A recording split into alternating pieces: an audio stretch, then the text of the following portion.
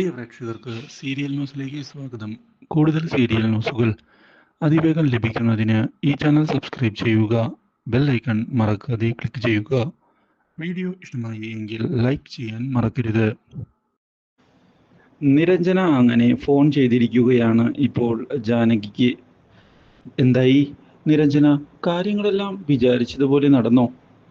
ആ, പേടിക്കണ്ട ജാനകിയടത്തി, ഇപ്രാവശ്യം കാര്യങ്ങളെല്ലാം വിചാരിച്ചതുപോലെ തന്നെ നടന്നിട്ടുണ്ട്.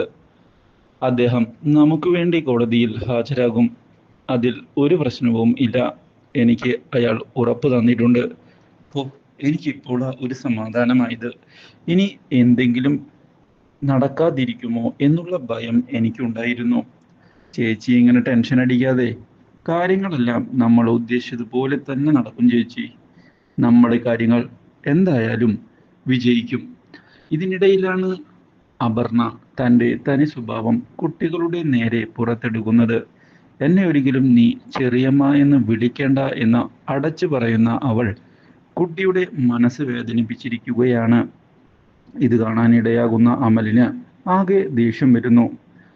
ഇതേ തുടർന്ന് ചെന്ന് കാണുകയാണ് അവളെ. എടി, കുട്ടികളുടെ മനസ്സിൽ വിഷം കുത്തിവെക്കരുത്. അത് വളരെ മോശം സ്വഭാവമാണ്. ഞാൻ ആ കുട്ടിയോടൊന്നും പറഞ്ഞിട്ടില്ല. അവൾ ഇങ്ങോട്ട് കയറിയാണ് പറഞ്ഞത്. എനിക്ക് ഇഷ്ടമില്ലാത്ത കാര്യം പറഞ്ഞാൽ ഞാനത് തുറന്നു പറയുക തന്നെ ചെയ്യും. ഞാൻ ജാനകിയുടെയും നിരഞ്ജനയുടെയും ആരുമല്ല എന്നത് എൻ്റെ തീരുമാനമാണ്.